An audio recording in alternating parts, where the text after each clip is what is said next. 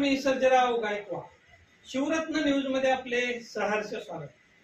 राष्ट्रीय राजमार्ग क्रमांक 52 वरती रस्त्याच्या मधोमध लावलेल्या झाडांनी पाण्याअभावी टाकल्या बाणा.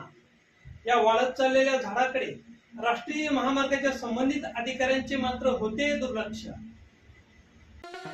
सोलापूर ते धुळे राष्ट्रीय राजमार्ग क्रमांक 52 वरती रस्ता तयार झाल्यानंतर रस्त्याच्या दुतर्फा व रस्त्याच्या मधोमध झाडांची लागवड करण्यात आली आहे. महामार्ग बनवत असताना शेकडो मोठमोठ्या वृक्षांची कत्तल करण्यात आली. पर्यावरणाचे संतुलन राखण्यासाठी महामार्गाच्या दुतर्फा लिंबाची व इतर झाडे लावण्यात आली.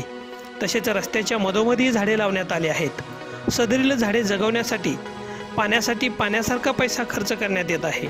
मात्र तुळजापूर तालुक्यातील तामलवाडीसह तुळजापूरकडील बाजूस तसेच सोलापूरकडील बाजूस रस्त्याच्या मधोमध लावलेल्या झाडांनी पाण्याअभावी माना टाकल्या असून झाडांची छाटणी झाल्यापासून पाणीच घातले नसल्याचे झाडे वाळत चाललेले दिसून येत आहेत. हिरवीगार दिसणारी झाडे पाण्याअभावी वाळत आहेत. गेली 2 महिन्यापासून या झाडांना पाणीच दिले नसल्याचे दिसून येत आहे. उन्हाचा कडाका वाढत असून मार्च महिन्यातच झाडांची अशी परिस्थिती आहे तर पुढे झाडे राहणार की जाणार असा प्रश्न उपस्थित होतोय. झाडांना पाणी देण्यासाठी असलेली वाहने काय करत आहेत? पाण्याअभावी झाडे वाळत आहेत तर मग पाण्याची वाहने कुठे आहेत? पाण्याअभावी झाडे वाळत चालली आहेत तर मग कुठेतरी पाणी मुरतंय काय?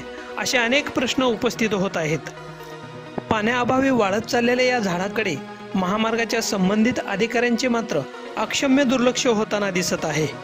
राष्ट्रीय महामार्गावरील वाळत चाललेल्या झाडांना पाणी देऊन ही झाडे जगवावीत व पर्यावरणाचे संतुलन राखावे अशी मागणी वाहन चालक व नागरिकांमधून होत आहे. प्रतिनिधी सचिन शिंदे, शिवरत्न न्यूज, तामलवाडी.